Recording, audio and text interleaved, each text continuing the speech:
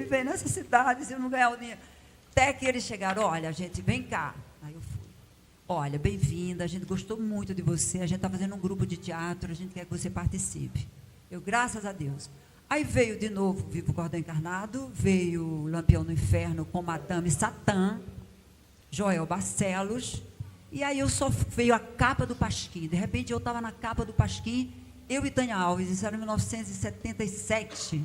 O Pasquim era o jornal mais cri-cri, assim, mais, vamos dizer assim, mais crítico do Rio de Janeiro. Só entrava no Pasquim a elite carioca, e estava eu e Tânia, os dois vulcões da Paraíba, quer dizer, a Tânia entrou de paraibana também.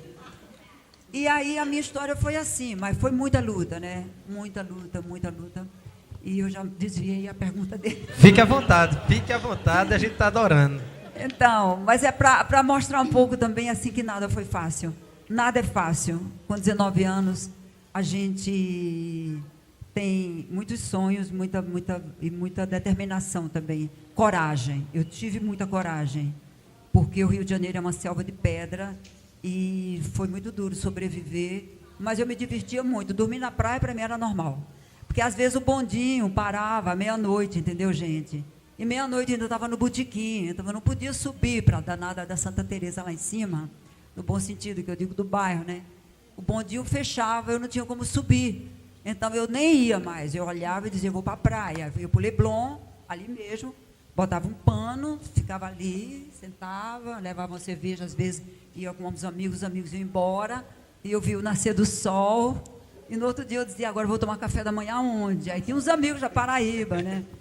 Que eu batia na porta. E aí eu fui vivendo, catando dinheiro no chão. Quantas vezes eu achei dinheiro no chão? Depois que eu comecei a ganhar dinheiro, nunca mais eu achei uma moeda. Não, Deus é muito justo, porque eu me lembro que, com fome, novos baianos, aqueles meninos dos novos baianos, às vezes se agregavam e a gente saía, tu tem dinheiro? Não, não tenho. Tu comeu? Não comi. Cara, o que a gente vai comer? Nada, vamos parar no boteco, vamos.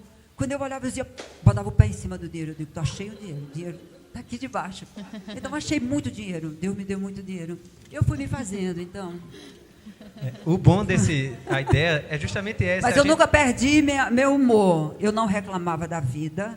Às vezes eu tinha umas crises de chorar de saudade, por causa de minha mãe, dos meus irmãos, dos meus amigos. Afinal de contas, puxa, eu vivi intensamente 7 anos aqui. Mas depois chegou Tadeu, aí se juntou a nossa loucura, depois chegou Braulio, chegou Cátia de França, e nós fomos fazer o Lampião no Inferno em São Paulo. Outra história. Pode ficar à vontade para fugir dos protocolos, porque a ideia é essa, a gente conhecer a mulher a mulher batalhadora, porque artista todos já conhecem, e é maravilhoso a gente poder entrar um pouco nesse seu universo, nessa sua intimidade. Que bom a gente poder estar dividindo isso. Vamos lembrar um compositor uma música muito expressiva na sua obra, que é Vital Faria, Ai Que Saudade de Você. Grande Vital. Garotos. Grande Vital.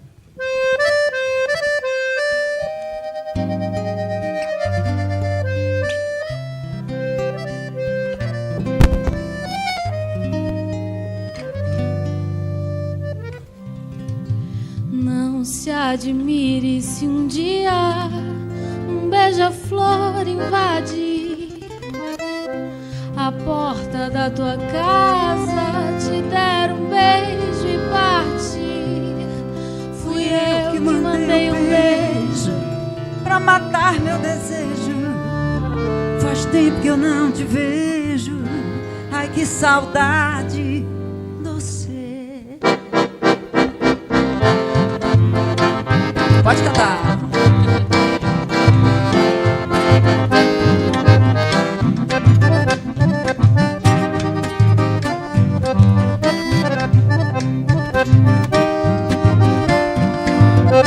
Se um dia você se lembrar, escreva uma carta pra mim.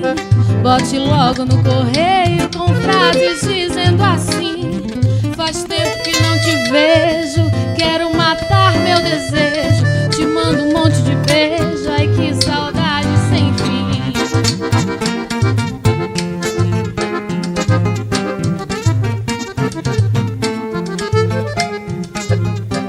E se quiser recordar daquele nosso namoro, quando eu ia viajar, você caía chorando pela estrada, mas o que eu posso fazer? Trabalhar é minha sina, eu gosto mesmo de você.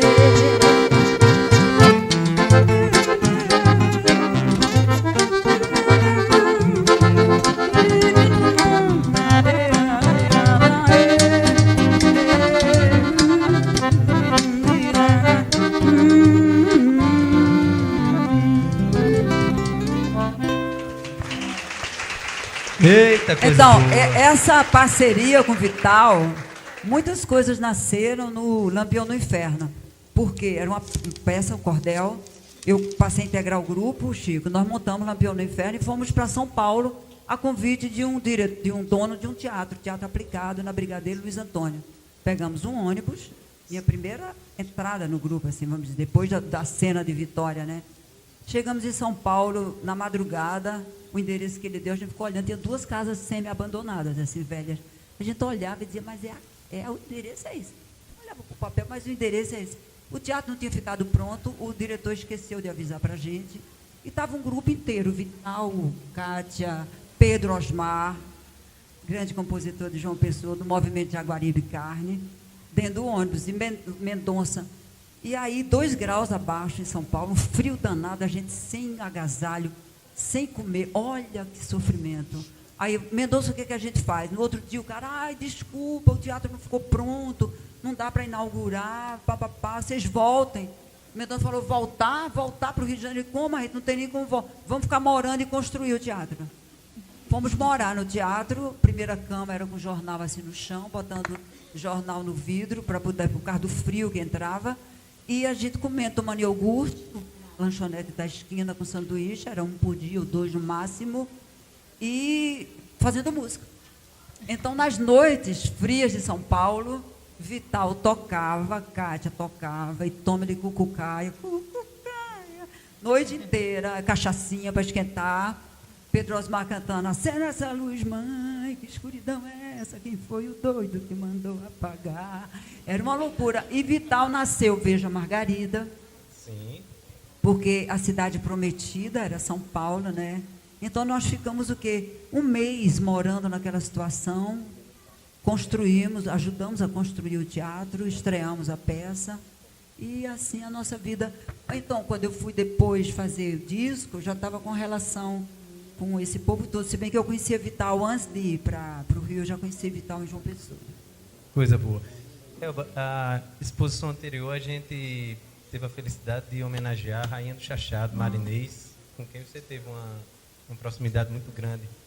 Queria que você contasse um pouco do seu contato, das suas vivências, experiências com Marinês. Marinês. Essa é a rainha, viu? Essa eu tiro o chapéu. Até hoje, que mulher arretada. Eu fico vindo umas gravações de Marinês antigas. Quando eu comecei a gravar forró, foi muito por causa de Marinês. Eu tenho um primo que mora aqui em Campinas, que é médico, e aí eu dizia, pesquisa uns forróis aí para mim. Ele pegava bate-coração, tudo do Ari Viana. Porque eu tinha feito teatro com a Edinalva, que era a mulher dele, e fazia peça, na época que Cardoso fez comigo teatro aqui, então. E aí eu aprendi muito com a Marinês. Depois a gente se conheceu no Rio de Janeiro. Eu fui madrinha de uma filha dela, ficamos amigas. Às vezes eu notava que ela tinha um pouquinho daquele ciúminho natural, porque eu estava surgindo também com verve, com força, né? Mas, de repente, ela me tomou como aliada, como amiga, como parceira. Eu contei ali para os meninos e vou contar uma história interessante sobre ela. A Marinês estava sem gravar há anos, e aquilo me incomodava demais. E aí eu digo, como é que eu faço para botar a Marinês para gravar? Para ela aparecer no Rio e alguém de gravadora querer gravar um disco com ela. A mulher já tinha 50 anos de carreira, já era uma senhora. E eu estava meio no meu auge, assim, era Flor da Paraíba, um disco, um show lindo. Eu fazendo Canecão, casa lotada, 1 mês. Aconteceram 2 coisas interessantes nesse show. Eu convidei uma banda carioca para abrir meu show, que era o Forró Sacana, que acabou fazendo o maior sucesso com o forró, que o forró faz muito sucesso no Sul, sim. Hoje faz bastante. E o Forró Sacana foi muito responsável por isso. O Duane, né, era o líder dessa banda. E convidei Marinês, armei uma estratégia para Marinês ir para o Rio cantar comigo nesse show. E aí a gravadora ia poder ver Marinês e eu ia poder ter chegar e dizer, olha, é essa mulher fantástica, eu sabia que ela ia arrebentar, que eu quero gravar um disco dela aí. Eu cantei com Marinês umas 3, ela cantou umas 5 sozinha, ela cantava 8 músicas no meu show, e a gente arrasava as duas, ela dava um show, como sempre, né? Quando terminou o show, aconteceu exatamente como eu tinha pensado, o diretor da gravadora, aquela equipe toda da gravadora, no camarim, me cumprimentando, bababás, mas Elba, quem é essa senhora? Que mulher boa, que voz. Eu falei, pois é, aí eu contei rapidamente, eu falei, ela está completando 50 anos de carreira, deixa eu gravar um disco em homenagem a ela na gravadora. Ele falou, na hora, está liberado. Então, eu produzi esse disco Marinês 50 anos, com muita alegria, com muito orgulho. Marinês ficou no Rio, ficou comigo. Ela quis cantar com Ney Matogrosso, eu chamei Ney, ela quis cantar com Lenine, com Alceu, comigo, com Geraldo Azevedo, com quem Marinês fiz o disco como ela queria. Eu acho uma obra-prima no trabalho dela. Inclusive, quem não conhece esse disco, é uma sugestão maravilhosa. Inclusive, com Elba, ela canta um forró maravilhoso, Forró das Comadres. É um disco assim que vale a pena escutar. Inclusive, tem uma hora que ninguém sabe se sou eu ou ela cantando, as duas, Forró das Comadres, né? Muito, muito bom. Marinês é uma professora, gente, cantava forró como ninguém. Afinada, ousada, swing danado. Uma presença de palco presença muito de forte. palco, O que acontece no Sul? Jackson, Gonzaga, Marinês, eles soltaram as sementes. Prosperaram, evidentemente, hoje até muito mais do que na época. Mas quando a gente veio, eu, Geraldo, Alceu e Zé Ramalho, a gente selou de vez essa história do público classe A, o público Zona Sul do Rio de Janeiro e de São Paulo, entender e aceitar o Nordeste. A gente realmente... A Lili sabe, Lili era casada com o Braulio na época toda. Braulio foi, durante anos, meu esteio musical também, porque todo o roteiro dos meus shows e textos foram assinados por Braulio Tavares. Braulio, você falar de Braulio, eu tive com o Braulio algumas vezes aqui, tive a felicidade. Braulio é a pessoa mais inteligente com quem eu já conversei. E é a pessoa melhor do mundo. Não existe ninguém mais simples, mais fantástico do que Braulio. O sonho de Lenine é fazer um disco de Braulio. A gente encontrou recentemente na casa do Zé Maurício Maclin, negócio lá do Prêmio da Música, e eu ofereci meu estúdio, falei, Lenine, vamos fazer. Braulio, gravei muita música dele também, né? Gravei muito Tadeu, gravei muito... Kátia foram algumas coisas, né? Kátia está lá pelo Sul também, fazendo os showzinhos dela. Coisa boa. A gente vamos lembrar uma canção que foi gravada por você, por Jackson e por Marinês. Né? Bodocongó. Jackson gravou Bodocongó? Sim. Eu não sabia. Inclusive, a primeira gravação de Bodocongó é com Jackson. Agora, Jackson é uma universidade. Para cantar com ele, tem que estudar. Se você quiser cantar conosco,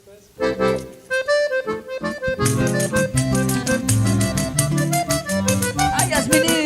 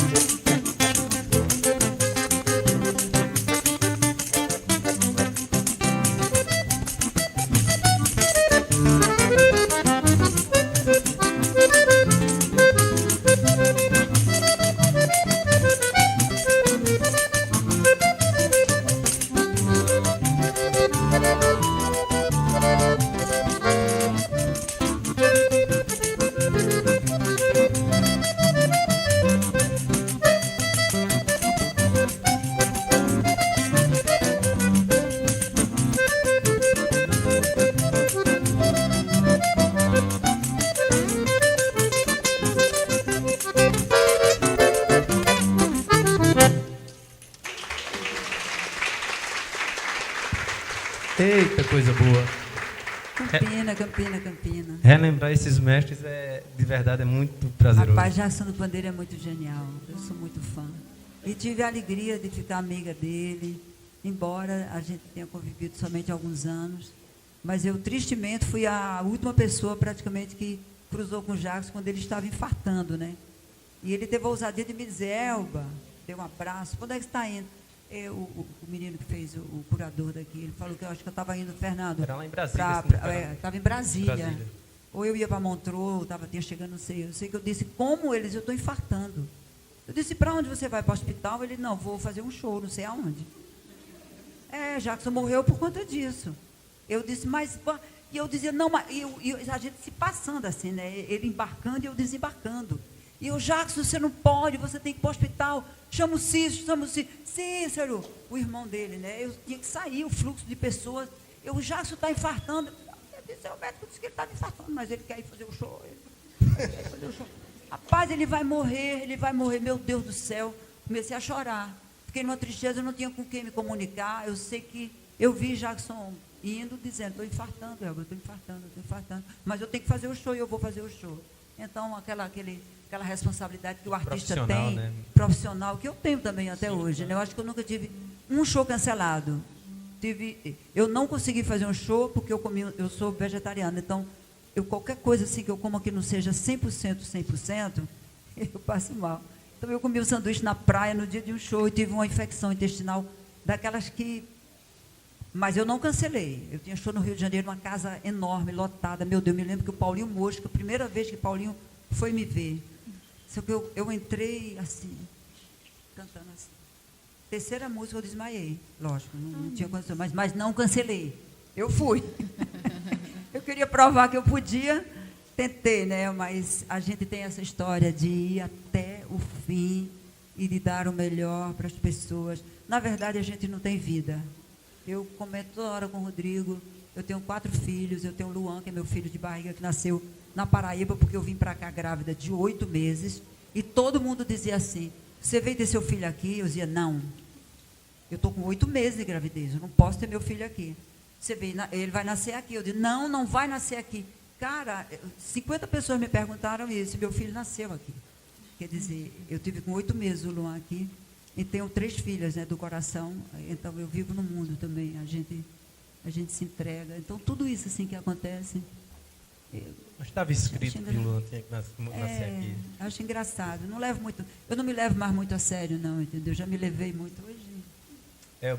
Um projeto muito importante na sua carreira, sem dúvidas, é o Grande Encontro. Conta um pouquinho como foi o start, de como surgiu essa ideia. Então, até conto no show, porque o Zé Ramalho não está... E eu faço uma homenagem a ele cantando Chão de Giz. Há 20 anos atrás, Geraldo estava fazendo uma turnê com o Zé, chamada Dueto. E estava fazendo no Canecão. Coincidentemente, eu fui assistir o show dos dois no dia que Alceu foi assistir. E a gente sentou na mesma mesa, ficamos ali, e daqui a pouco os dois chamam a gente para o palco. Tem uns parceiros nossos aí, Alceu e Elba. Um empresário tal, que eu não me lembro quem foi, viu, acho que um cara da Bahia. Ele viu os 4 e disse assim, eis um grande encontro. Quando terminou o show, começaram a conversar ali mesmo, na probabilidade de fazer um show, os 4. No outro dia já estava todo mundo lá em casa, para a primeira reunião. O show aconteceu. Foi um sucesso absoluto. O primeiro disco vendeu mais de 1,5 milhão de cópias. Até hoje é um disco que vende ainda na Sony. E depois o Alceu saiu... Eu fiquei com o Zé e Geraldo mais 2 anos, 2 discos, um DVD, enfim. E agora também, 20 anos depois, a história é que eu estava com o Geraldo, fazendo um encontro inesquecível, que o empresário mineiro inventou esse encontro inesquecível. Era um fenômeno, por incrível que pareça, eu e Geraldo. Minas Gerais, meu Deus do céu, ginásio lotado, gente, um sucesso.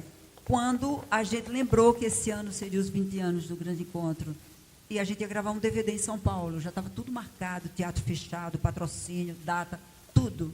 E eu falei para Geraldo, vamos abrir mão e vamos chamar o seu e Zé para a gente fazer esse DVD comemorando o Grande Encontro. Zé, a gente não conseguiu mesmo. Ele não deu acesso nem para conversar. Disse não, não e não. Aí ao seu topou conversar e a gente já está planejando daqui a 20 anos, de bengala, tudo. Aí eu digo assim, ao seu quê? Eu digo, meu, ao seu, meu, ao seu. Mas olha, posso falar para vocês uma coisa? A música brasileira estava, vamos dizer assim, ela estava fracionada, ela estava reduzida aos sertanejos nesse momento. Vocês sabem que tem uma onda de um outro tipo de forró que eu respeito pra caramba. Não quero falar mal de ninguém aqui, não, pelo amor de Deus. Como fenômeno de massa, o Grande Encontro entrou atropelando em termos de popularidade. Todas as cidades e os espaços que só os midiáticos sertanejos e forróis eletrônicos lotam nesse momento, o Grande Encontro vai e lota uma vez, duas, três. Então, isso é a prova de que a nossa música ainda não morreu. Eu fico muito feliz em poder cantar Sabiá e ter uma nova geração que vai lá, ouve e tem a referência de Luiz Gonzaga. Porque se a coisa continuar como vai, a gente mesmo aqui mata o espaço da nossa... A gente mata a nossa história, entendeu? É verdade. A gente precisa ter memória. A minha grande preocupação do Brasil é a memória do brasileiro. Não podemos esquecer que sem o forró tradicional, esse outro forró não sustenta. Porque ele não tem a verdade que o forró tradicional tem. Ele não tem a história de Jackson, o talento de Jackson como base de Gonzaga. Então, preste atenção, mídia. Eu sei que vocês querem também faturar. Preste atenção, empresários. É muito bom ter as bandinhas eletrônicas, mas chega, né? Porque são parceiros da Light, né? Porque, pelo amor de Deus, em matéria de qualidade, cara, eu não consigo aprender essas músicas. Eu canto uma ou outra de Dorival Dantas, que é um cara que eu respeito pra caramba, que é um sanfoneiro mesmo, mas eu tenho respeito tudo, mas eu não consigo, não entra, não. Se botar um clássico do Tom Jobim, me dê um pouquinho de tempo que eu vou aprender aquilo. Ao outro lado eu não consigo, é tão descartável, é tão sem sentido, é uma música tão sem pé, sem cabeça às vezes, mas está tomando conta muito mais do Nordeste do que do Sul. É verdade. E isso eu fico muito preocupada. Eu costumo dizer que as pessoas, uma fala que já está virando redundante, mas eu não canso de bater nessa tecla. As pessoas costumam dizer que o cachorro gosta de osso. É mentira, o cachorro gosta de carne, mas a gente só oferta osso, então ele vai no osso. Do mesmo jeito é com cultura. Nos anos 70, a massa consumia música de altíssimo nível. Então a massa gosta de coisa E olha, boa. mesmo o brega dos anos 70, 80 era um brega de respeito, nível. né? Era outro nível. Era. Eu fico ouvindo Biafra, era um luxo, um baita. Então, Odair José, tudo. Hoje, Márcio Grey, ai, tem aquela do Márcio Grey que eu amo. Não, eu não consigo acreditar no que aconteceu. Era um sonho. Então, mas atenção, Brasil, atenção, Nordeste. Nós temos uma cultura. Eu vou falar uma coisa assim, e não estou criticando, não, mas Pernambuco tem uma coisa que eu admiro muito. Eu sou muito ligada a Pernambuco. Meu pai era pernambucano, muito ligada a Pernambuco.